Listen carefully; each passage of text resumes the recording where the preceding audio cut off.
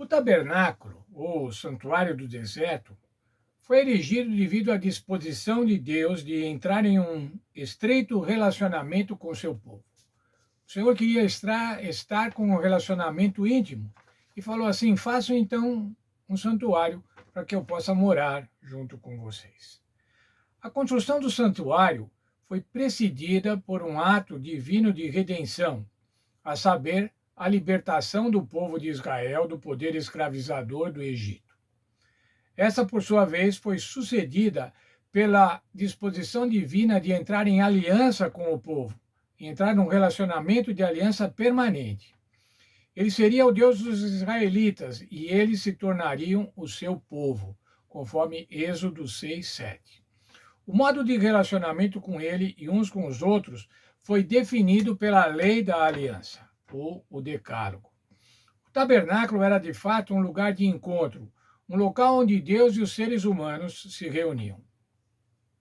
Foi somente após a redenção e o estabelecimento de uma união permanente com o Senhor, por meio da aliança, que o povo passou a ter acesso a Deus em sua morada. Veja o que Deus fez. Em primeiro lugar, Deus libertou o povo do Egito, libertou da escravidão do Egito, de uma maneira miraculosa, através das pragas, das 10 pragas, e depois encaminhou o povo até o Sinai. Lá no Sinai, ele fez uma aliança com o povo, um documento de fidelidade. A aliança era a aliança de Deus, proposta para o povo. Deus seria o seu Deus e o povo seria, então, o seu povo. Ao estabelecer essa aliança, ele também estabeleceu uma lei. A lei da aliança, ou o código da aliança, os 10 mandamentos, as 10 promessas de Deus para o povo, as 10 declarações de Deus para o povo. Após isso, então, aí chegou o momento de fazer um tabernáculo para que o Senhor se manifestasse literalmente, concretamente, diante do povo. Quais os propósitos das cerimônias que eram então realizadas nesse santuário? Ellen White descreve o propósito das cerimônias do santuário. Veja o texto de Ellen White, está no livro Patriarcas e Profetas, na página 304. Nos serviços do tabernáculo e do templo, que mais tarde tomou seu lugar, o povo era ensinado todos os dias a respeito das grandes verdades relacionadas à morte de Cristo e ao seu ministério. E, uma vez por ano, a mente de todos era transportada para os acontecimentos finais do grande conflito entre Cristo e Satanás e para a purificação final do universo, tanto do pecado quanto de pecadores. Serviços diários que faziam com que o ser humano que pecasse se sentisse perdoado. E serviços anuais que mostravam qual seria a solução final que Deus daria para o problema do pecado, e dos pecadores. Essas cerimônias, tanto as cerimônias diárias, centenas, milhares de cerimônias diárias e as cerimônias anuais, eram um audiovisual do ministério salvador do Senhor Jesus Cristo. É uma maneira de ensinar. Era a maneira de ensinar através da prática do sacrifício, como seria o sacrifício do Senhor Jesus Cristo.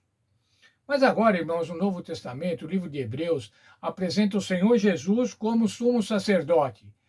Sumo sacerdote da onde? Ele nem era da tribo de Levi. Mas vamos ver lá, irmãos, agora, Hebreus 8, dos versos 1 a 10. O verso 1 de Hebreus 8 é a manchete do livro de Hebreus. Se Hebreus fosse um jornal, a manchete que estaria estampada na primeira parte seria essa. O essencial das coisas que temos dito é que possuímos tal sumo sacerdote que se assentou à destra do trono na majestade de Deus. Nós temos um sumo sacerdote. O sumo sacerdote lá do santuário do deserto era Arão. Mas quem é esse novo sumo sacerdote que nós temos? O nosso sumo sacerdote, o nosso mediador entre nós e o Senhor Deus. Como ministro do santuário e do verdadeiro tabernáculo que o Senhor erigiu, não um homem. Está falando aqui de um outro tabernáculo. Esse tabernáculo que o Senhor erigiu, portanto, é o santuário celestial. Pois todo sumo sacerdote é constituído para oferecer tanto dons como sacrifícios. Por isso era necessário que também esse sumo sacerdote tivesse o que oferecer. Olha, os sacerdotes na terra eram os sacerdotes pecadores, e ao interceder, antes de interceder pelos pecados do povo, eles tinham que interceder pelo seu próprio pecado, apresentando, então, sacrifícios pelos seus pecados.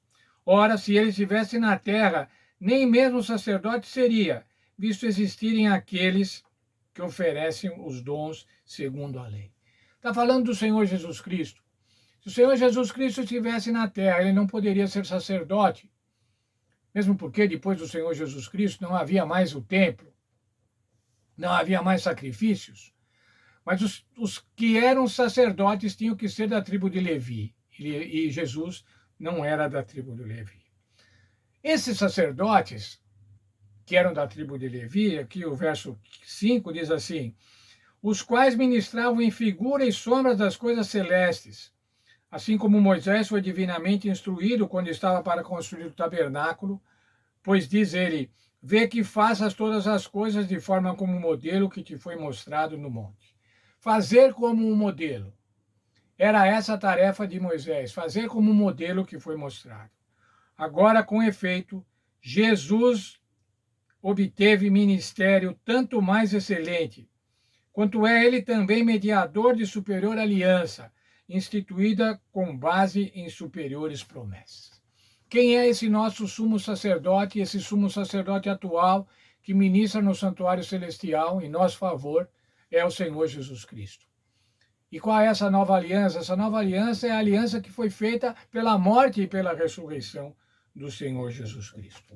E como eu disse, a manchete do livro de Hebreus é: temos um sumo sacerdote.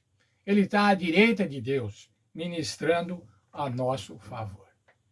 Mas veja, irmãos, nós vemos aqui no verso 5, ministravam em figura e sombra das coisas celestes. Isso quer dizer, irmãos, que o que se fazia no santuário terrestre era figura e sombra. Era apenas figura e sombra do santuário celestial. Não era exatamente o que se fazia no santuário celestial, mas era sombra. Quando a gente vê uma sombra, irmãos, a gente não sabe exatamente do que é. Você pode dizer mais ou menos do que é. Se a sombra for muito nítida e muito característica, você pode dizer é a sombra de um homem, ou é a sombra de uma mulher, a sombra de um animal. Mas é sombra, irmãos. Veja aqui esse texto, achei muito importante esse texto.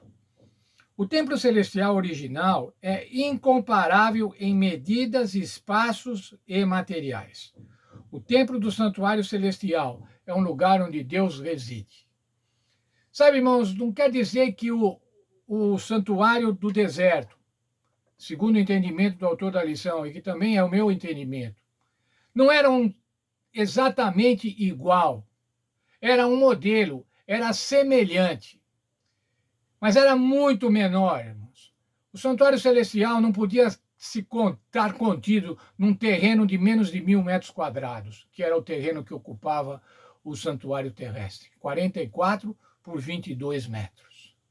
Não, mas veja lá ainda, é o lugar onde Deus reside, é um palácio do seu trono, conforme Jeremias 17, 12. É um lugar da reunião e adoração do universo, Isaías 14, 13. É o centro de comando celestial de onde seus juízos são promulgados. Aí há uma série de textos de Salmos. 11, 4, Salmo 5, Salmo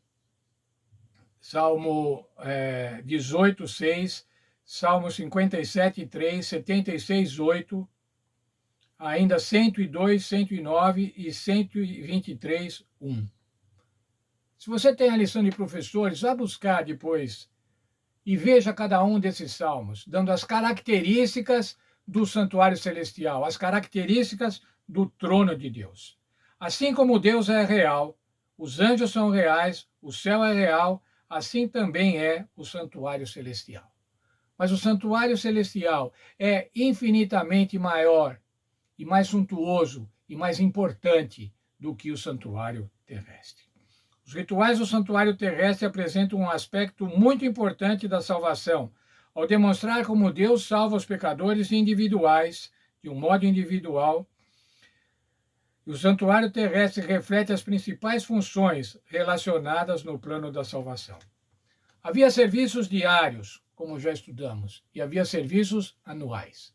Os serviços diários tinham a ver com os pecados pessoais, os pecados de cada uma das pessoas. E esse serviço diário era um serviço contínuo, ininterrupto.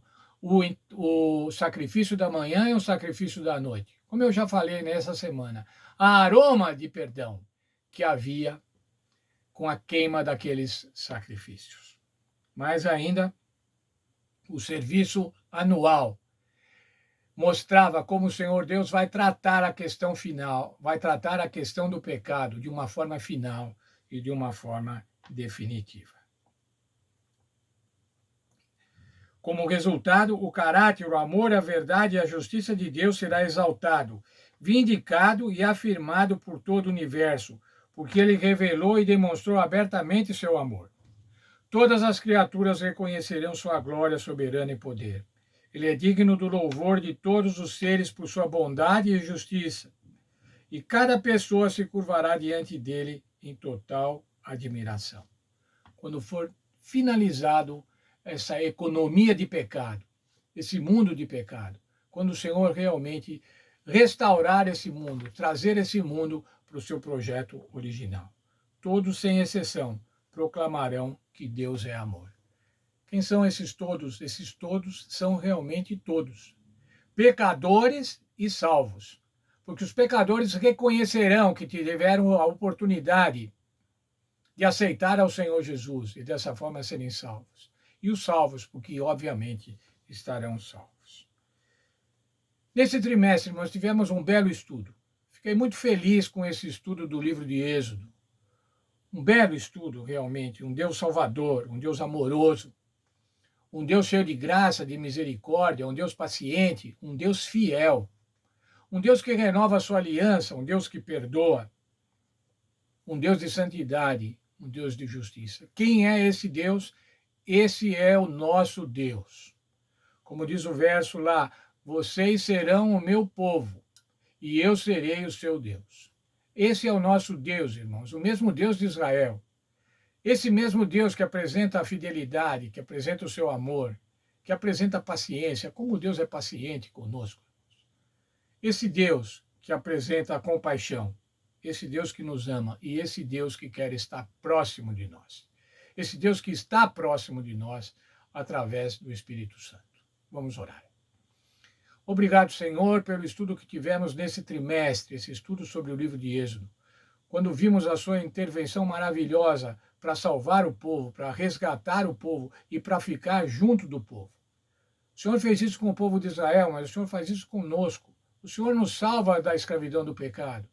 O Senhor nos traz para uma relação de aliança e de fidelidade com o Senhor. O Senhor nos dá promessas, o Senhor nos dá declarações e leis para que nós possamos ser felizes.